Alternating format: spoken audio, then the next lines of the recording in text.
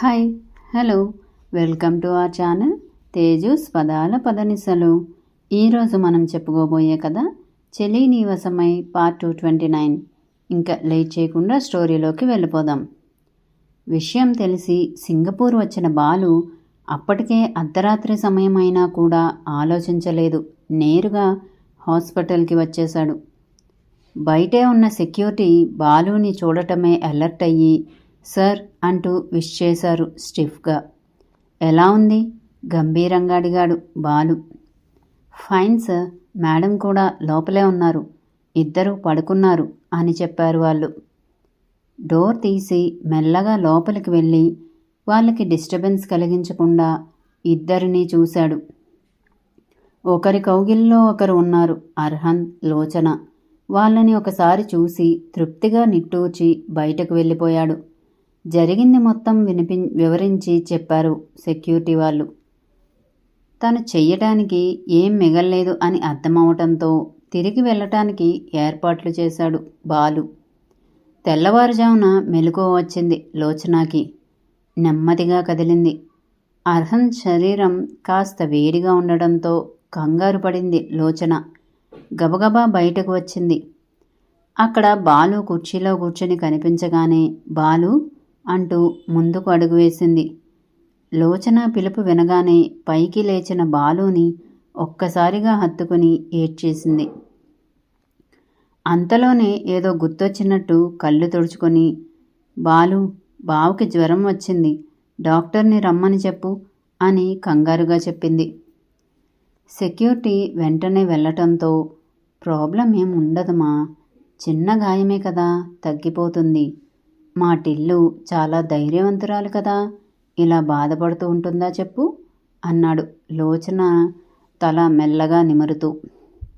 చాలా భయం వేసింది బాలు.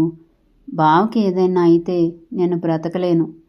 నిజంగా ఆ టైంలో చాలా భయం వేసింది అని ఏడుస్తూ చెప్పింది. నేనొచ్చేశాను కదా, ఇంకేం కాదు, మనం వెళ్ళిపోదాం. నేను అన్ని ఏర్పాట్లు చేశాను. ఇంకోసారి ఇలాంటిది అస్సలు జరగదు అని చిన్నగా తల నిమురుతూ చెప్పాడు బాలు. ఈలోపు డాక్టర్ రావడంతో డాక్టర్ వెనుకే ఇద్దరూ లోపలికి వెళ్ళారు. ఫీవర్ చెక్ చేసి ఇంజెక్షన్ చేసి, గాయమయ్యి చాలా బ్లడ్ లాస్ అయింది కదా, అందుకే ఫీవర్ వచ్చింది. బట్ డోంట్ వరీ, ఇంజెక్షన్ చేశాను, నార్మల్ అయిపోతుంది అన్నాడు డాక్టర్. డాక్టర్, ఈ నైట్కి ఫ్లైట్ ఉంది, మేం వెళ్ళిపోవచ్చా అని అడిగాడు బాలు డాక్టర్ని. ఆయన వెళ్ళొచ్చు అని చెప్పి వెళ్ళిపోయారు. డాక్టర్ తనని చెక్ చేస్తున్నప్పుడే మెలకువ వచ్చింది అర్హన్కి. ఇంజెక్షన్ చేయడం కూడా తెలుస్తూనే ఉంది, కానీ మగతగా ఉండి కళ్ళు తెరవలేకపోయాడు. బాలు డాక్టర్తో మాట్లాడుతుంటే కష్టంగా కళ్ళు తెరిచి చూశాడు, ఆ గొంతు గుర్తుపట్టి. బాలుని చూడగానే చిన్నగా పెదవులు విచ్చుకున్నాయి. ఆ పెదవులు ఆరిపోయి ఉండడంతో పెదవులని కాటన్తో తుడుస్తూ, ఎలా ఉంది బావా అని అడిగింది లోచన. బానే ఉన్నానమ్మా, నువ్వు అనవసరంగా కంగారు పడకు అని నవ్వుతూ చెప్పి బాలు వైపు తిరిగాడు.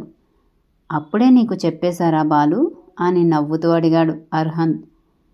నైట్ వెళ్ళటానికి ఏర్పాట్లు చేశాను బావా, ఇంకిక్కడ ఉండొద్దు అన్నాడు బాలు. అప్పుడేనా డిసప్పాయింట్గా అడిగాడు అర్హంత్. ఇంకా మనం ఇక్కడ ఉండొద్దు బావా, తల అడ్డంగా ఊపుతూ చెప్పింది లోచన. సరే వెళ్ళిపోదాం అన్నాడు అర్హంత్. ఎందుకో అక్కడ ఉంటే ఇంకేదో అవుతుంది, ఏదో జరుగుతుంది అన్న భయం లోచనని కమ్మేసింది. తిరిగి వెళ్ళే వరకు భయం భయంగానే గడిపింది. సాయంత్రానికి హాస్పిటల్ నుండి డిశ్చార్జ్ అయ్యి వాళ్ళు ఉన్న గెస్ట్ హౌస్కి వెళ్ళి లగేజ్ మొత్తం ప్యాక్ చేసుకుని ఎయిర్పోర్ట్కి వెళ్ళారు. ఫ్లైట్ ఎక్కాక కూడా టెన్షన్గానే ఉన్న లోచన చేతిని పట్టుకుని, రిలాక్స్ లోచన, ఫ్లైట్ ఎక్కేశాం కదా, ఇంకా టెన్షన్ పడకు అన్నాడు అర్హంత్. చిన్నగా నవ్వింది, కానీ ఆ నవ్వులో కూడా తన భయం స్పష్టంగా తెలుస్తుంది. ఇంటికి వెళ్ళగానే మొదట గుడికి వెళ్ళి అక్కడ నుండి ఆలయానికి వెళ్ళింది. ఇంట్లో వాళ్ళకి అర్హన్ గాయం గురించి తెలియనివ్వలేదు. అర్హన్ ముందే చెప్పాడు, ఎవరికీ చెప్పడానికి వీల్లేదని. మౌనంగా ఉండిపోయింది లోచన. బాలు కూడా అదే సరైన నిర్ణయం అనుకుని సైలెంట్ అయిపోయాడు. శారద, త్రిలోచన ఇద్దరూ కలిసి బంగ్లాలో ఉన్న ఆలయానికి వెళ్ళారు. పూజ పూర్తి చేసుకుని వస్తుంటే వినిపించింది రాజేశ్వరీదేవి గొంతు. శారద పట్టించుకోనట్టు వెళ్తుంటే, నేను చెప్పిన మాటలు అబద్ధమన్నారు కదా, ఇప్పుడు నీ కొడుకు గాయాలతో రావడం చూసైనా నా మాటలు నిజమని అర్థమవుతుందా నీకు అని అడిగింది పొగరుగా. నా కొడుకు గాయాలతో రావటం ఏంటి అర్థం కాక అడిగింది శారద. హో, అయితే నీకు తెలియని కూడా తెలియదన్నమాట. పక్కనే ఉంది కదా నీ కోడలు, అడుగుతానని అని వెటకారంగా అంది రాజేశ్వరి. శారద అయోమయంగా కోడలిని చూసింది. లోచనకి మనసులో భయం మొదలైంది. కానీ చెప్పక తప్పలేదు. నజియా గురించి, అక్కడ జరిగిన గొడవ గురించి, అర్హన్ గాయం గురించి చెప్పింది లోచన. భుజం మీద పడాల్సిన గాయం కాస్త కిందకు గుండెల మీద పడితే ఏం జరిగేదో ఊహించు శారదా. గాయమైంది ఎడమవైపున, అంటే గుండెకు కాస్త పైన. అక్కడ కత్తిపోటు తగిలితే ఎలా ఉంటుందో నేను చెప్పాల్సిన అవసరం లేదు కదా. ఇప్పటికైనా వాడి జాతకంలో ఉన్న దోషం గురించి మీకు అర్థమైతే పరిష్కారం గురించి తెలుసుకోండి అంది వెటకారంగా నవ్వుతూ. హడలిపోయింది లోచన. శారద పరిస్థితి చెప్పటానికి వీలు లేకుండా ఉంది. అప్పటి వరకు అసలు కొడుకు గాయం గురించి తెలియని ఆవిడకు ఒక్కసారిగా ఆ విషయం తెలియటంతో పాటు ఆవిడ చెప్పిన మాటలు మరింత భయాన్ని కలిగించాయి. నుదరంతా చెమటతో తడిచిపోయింది. ఏంటి శారద, భయం వేస్తుందా? ఇదే భయంతో నాకిదంటే అసహ్యం ఉన్నా కూడా, చంపాలన్నంత కోపం ఉన్నా కూడా, నా మనవడిని రక్షించుకోవడానికి దీన్ని తెచ్చి నీ కోడలను చేశాను. ఇప్పుడు మీ వంతు, మీరేం చేస్తారో చెయ్యండి, కానీ నా మనవడి ప్రాణాలను కాపాడండి అని లోపలికి వెళ్ళిపోయింది రాజేశ్వరి. రాజేశ్వరీదేవి వెళ్ళిపోయాక సైలెంట్గా ఉండిపోయింది శారద. తనని కదపాలన్నా కూడా భయం వేసింది లోచనకి. అత్తయ్య అని పిలిచింది కానీ శారదలో చలనం కనిపించలేదు. అత్తయ్య అని భుజం మీద చెయ్యి వేసింది లోచన. ఆవిడ చెప్పింది నిజమేనా త్రిలోచన అని అడిగింది శారద. భయం వేసింది లోచనకి ఆవిడ రియాక్షన్ చూసి. మరోసారి అడిగింది శారద. నిజమే అత్తయ్య. నిజం చెప్పక తప్పలేదు త్రిలోచనకి. మరి నాకు ఒక్క మాట కూడా చెప్పాలని అనిపించలేదా, లేదా చెప్పాల్సిన అవసరం లేదని అనిపించిందా? కాస్త కఠినంగానే అడిగింది శారద. అది కాదత్తయ్య అన్న త్రిలోచన మాట గొంతు దాటి బయటకు రాకముందే ఆవిడ విసవిసా నడుస్తూ వెళ్ళిపోయింది. అత్తయ్య అనుకుంటూ వెనుకే వెళ్ళింది త్రిలోచన. కానీ శారద గారు పెద్ద పెద్ద అడుగులు వేసుకుంటూ కార్ దగ్గరకు వెళ్ళారు.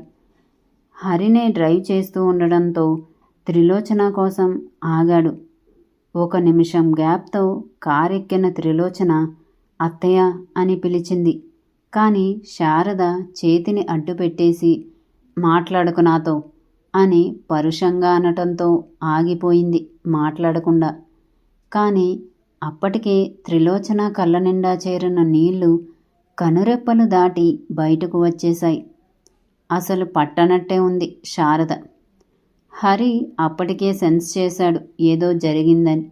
రాజేశ్వరీదేవి మాట్లాడటం, ఆ తర్వాత త్రిలోచన ఏదో మాట్లాడడానికి ప్రయత్నించటం అన్నీ దూరం నుండి గమనిస్తూనే ఉన్నాడు హరి. వాళ్ళ మాటలు వినలేదు, కానీ అక్కడ ఏదో జరిగిందని గ్రహించాడు. ఇప్పుడు కారులో కనిపిస్తున్న దృశ్యానికి అక్కడ జరిగిందేంటో తెలుసుకోనందుకు తనను తను తిట్టుకున్నాడు. ఇంటికి వెళ్ళే వరకు కూడా శారద ఏం మాట్లాడలేదు. కారు ఆగగానే విసవిసా నడుస్తూ లోపలికి వెళ్ళిపోయింది. మేడం అని పిలిచాడు హరి త్రిలోచనని. కళ్ళ నుండి కారుతున్న నీటిని తుడుచుకోకుండా వెళ్తున్న అత్తగారిని చూడటంలో బిజీగా ఉన్న లోచన హరి పిలుపుకి తేరుకుని చప్పున కళ్ళు తుడుచుకుని కార్ దిగబోతుంటే, ఏమైంది మేడం అని అడిగాడు. ఏం లేదు అని చిన్నగా చెప్పింది. కానీ గొంతంతా దుఃఖంతో పూడుకుపోయి ఉండడంతో మాట స్పష్టంగా వినిపించలేదు. రెట్టించి మరోసారి అడగలేదు హరి కూడా. లోచన వెళ్ళిపోవడంతో చూస్తూ లోపలికి వెళ్ళాలా వద్దా అని ఆలోచిస్తూ లోపలికి వెళ్ళి అర్హన్తో మాట్లాడాలి అని నిర్ణయించుకొని కార్ దిగాడు. లోపలికి వెళ్ళిన శారద గారు విసురుగా సోఫాలో కూర్చుని అర్హన్ అని పిలిచింది కాస్త కోపంగా. ఫోన్ మాట్లాడుతున్న అర్హన్ అది డిస్కనెక్ట్ చేసి బయటకు వచ్చేంతలో మరోసారి అర్హన్ తన తల్లి పిలుపు గట్టిగా వినిపించడంతో ఫోన్ ఆఫ్ చేసి ఫాస్ట్గా వెళ్ళాడు. అప్పుడే ఇంట్లోకి వచ్చిన లోచన భయంగా బాధగా చూసింది. ఏమైందమ్మా అన్న అర్హన్ పిలుపు విని అర్హన్ పక్కకి వెళ్ళి నిలబడింది. ఏం జరిగిందో ఏం జరుగుతుందో నాకు చెప్పే పని లేదా అర్హన్? లేదా చెప్పాల్సిన అవసరం లేదని అనుకుంటున్నారా? ఏం జరిగిందో వేరే వాళ్ళ నోటి నుండి వింటుంటే నాకెంత బాధగా భయంగా ఉందో మీకు అర్థం కాదు కదా. అందుకే నాకు చెప్పాల్సిన అవసరం లేదని అనుకున్నారా? కోపంగానే అడిగింది ఆవిడ. అమ్మా, దేని గురించి మాట్లాడుతున్నావు నువ్వు? అర్థం కానట్టు అడిగాడు అర్హన్. మీకు తగిలిన గాయం గురించి చిన్నగా గొంతు విప్పింది లోచన ఏడుస్తూ. ఎలా తెలిసింది? అర్హన్ గొంతులో కూడా కోపం ధ్వనించింది. ఆ కోపానికి మరింత బెదిరింది లోచన. ఉంది కదా మీ నానమ్మ, మీకేం జరిగినా నాకన్నా ముందు ఆవిడకే కదా తెలిసేది. కాస్త వెటకారంగా అంది శారద. ఇప్పుడు నీ బాధ ఏంటమ్మా?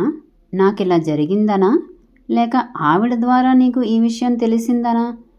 ఆవిడ గొంతులో తేడా గమనించి అడిగాడు అర్హన్. అర్హన్ దెబ్బతిన్నట్టుగా చూసింది ఆవిడ. నేను అడిగిన దానిలో తప్పైతే లేదు కదా. నీ మాటల ద్వారా నాకేం అర్థం అవ్వలేదమ్మా. అందుకే అలా అడిగాను. చెప్పు, నీ బాధ దేని గురించి అని అడిగాడు. నీకిలా జరిగిందని తెలిసి నాకెంత బాధగా ఉందో నువ్వు ఊహించలేవు అర్హన్, పూడుకుపోయిన గొంతుతో అంది శారద. ఆవిడ ముందు కూర్చుంది. ఆవిడ చేతులని తన చేతుల్లోకి తీసుకుని, అమ్మా, నీకు బాధ లేదని నేను అనను. కానీ నీ బాధని ఇలా మాటల రూపంలో బయటపెట్టడం నీ నైజం కాదు కదమ్మా. దాన్ని చూడు అని లోచన వైపు చూపించి, నువ్వేమన్నావో కూడా నాకు తెలియదు. అసలు మాట్లాడావో లేదో కూడా నాకు తెలియదు. కానీ ఎంతసేపటి నుండి ఉగ్గపెట్టుకుంటుందో, మొహం అంతా ఎర్రగా అయిపోయి ఎలా ఉందో చూడు అని చెప్పాడు. తల ఎత్తి లోచన వైపు చూసింది ఆవిడ. నిజమే, మొహమంతా ఎర్రగా అయిపోయి కళ్ళ నుండి నీళ్లు కారుతుంటే చూడటానికి తనకే ఏదోలా అనిపించింది. తనకే తెలియకుండా తన ఆవేశం కారణంగానే లోచన అలా బాధపడుతుందని తెలిసి మరింత బాధ కలిగింది శారదకు. ఇలారా అన్నట్టుగా చేతిని ముందుకు చాచింది శారద. పరుగున వచ్చేసి ఆ చేతిని అలానే పట్టుకొని, నేను మీతో చెప్దామనే అన్నాను అత్తయ్య. కానీ మీరు అనవసరంగా బాధపడతారు, చెప్పొద్దు అని నా నోరు మూయించేశారు బావ. మీరంటే లెక్కలేనితనం కాదత్తయ్య.